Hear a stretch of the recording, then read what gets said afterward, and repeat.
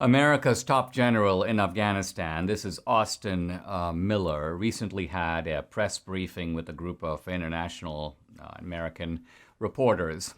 And he said that an American withdrawal, pullout from Afghanistan, could very well lead to a civil war within the country. He makes the point that the Taliban has been capturing more and more territory. Not only territory in the middle and south of Afghanistan, which has been their stronghold, but they're also now capturing roads and infrastructure in the northern part of Afghanistan, which is where the other ethnic and Tajik minorities are, which is to say that the Taliban is getting in a strong position to be able to take the whole country, not just a part of the country, but the whole of Afghanistan. And so I think General Miller's worried, perhaps worried even less about a civil war than about an imbalance of power in which the Taliban will be able to hold power. Now, there may be other tribes that are trying to dispute Taliban hegemony, but the Taliban appears to be by far the strongest force. And it seems like Miller's trying to keep America in there a little bit longer. He says this, he goes, "The future will tell the rest of the story. What we have to do is make an honest assessment of what went well and what didn't go so well over the years as we work forward." And that's kind of what I intend to do now, which is to say, I want to raise the question of whether the Afghan enterprise was doomed from the start.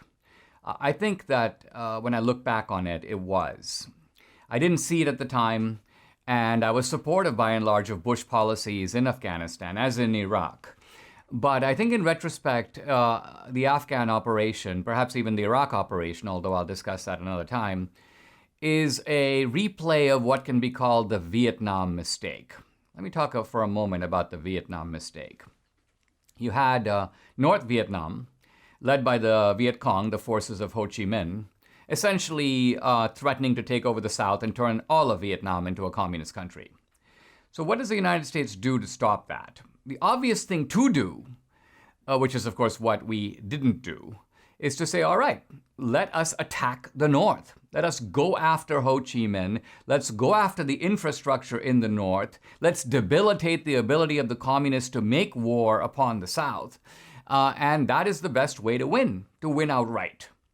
Instead, the United States draws a line, the so-called DMZ, the demilitarized zone. And the basic idea is let's only fight south of the line, which of course made it easy for the North Vietnamese. The Viet Cong would come over the line, they would raid villages, they would cause havoc in South Vietnam, and then run back across the border where US troops couldn't pursue them beyond the DMZ. I mean, what kind of stupidity dictates this kind of tactics? But yet, this was exactly why the United States lost in Vietnam, and this is ultimately a failure not of the American troops, but a failure of leadership. Now, let's move to Afghanistan, because I think it was pretty much the same thing.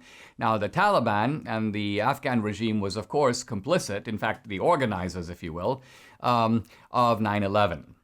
And so it was fully appropriate for the United States to retaliate for 9/11 against Afghanistan, against the Taliban. But retaliate how? Well, the simple way to do it would have been to say, all right, you've got these bad guys, the Taliban in power. Let's pulverize them out of power. And of course, there are going to be rival tribes that hate the Taliban. Let's install them in power. And having installed them in power, not that we're their friends, but they're a preferable alternative to the Taliban, let us then go home. But that's exactly what we didn't do. Now, why didn't we do that? We didn't do that because of intellectual oafs like Colin Powell advancing idiotic doctrines that go something like this. It's just sort of like in a store that sells curios. If you drop it, you break it. And if you break it, you own it. So literally Powell, with a straight face, advances this doctrine for countries.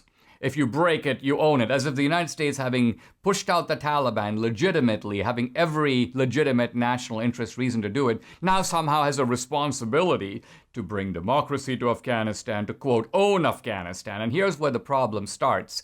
Namely, the attempt to try to impose American values, by the way, from the 20th and 21st century, into a country that quite honestly is largely in the 13th century. Now, a more modest goal might have been, listen, let's take the country in the 13th century, introduce a couple of reforms, bring them into the 14th century, and then go home. But we didn't even try to do that. We essentially tried to import or export American-style democracy, American-style government, feminism, blah, blah, blah, into Afghanistan. And needless to say, this was a disastrous failure. In fact, it alienated a lot of the Afghan people. So there's really no quarrel here with American troops. We've lost troops there. They fought valiantly. They did as they were told. They carried out their missions. It's incredible that we were able to hang in there as long as we have. But I think, again, it's failed leadership and not failed action on the ground that has produced this outcome. And we don't have a choice now but to get out. And I don't think that the danger really is so much civil war as it is a return to power of the Taliban.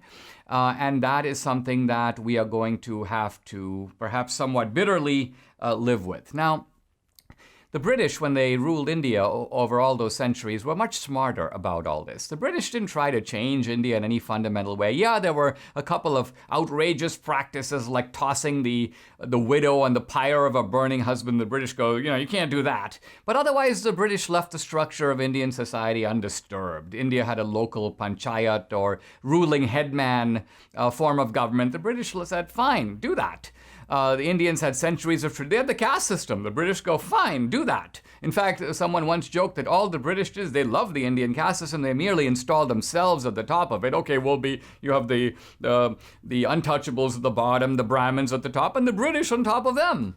And so the British ultimately were prudent in recognizing their goal is to rule India, but not ultimately to try to interfere with the ordinary sociological rhythms of Indian life. America, I think, could have learned from this, you may say, a modesty in approaching foreign policy. We obviously haven't. We've learned bitter lessons and lost a bunch of wars in trying to impose, I think, ideals that can't be imposed in quite this way. Notice that, by the way, when the British left India, the Indians took the British system of government. They established parliamentary democracy. They established a largely British system of laws. They took up tea. They took up cricket. So the Indians voluntarily embraced these institutions, and that's why they're so deeply embedded now in Indian life. Not because they were imposed by force from the outside, but because they were incorporated by the Indians from the inside. This is a very good lesson in how to produce real change in societies. And it's also a bitter lesson about why our great project in Afghanistan, although well-meaning from the start, has proven to be a failure in the end.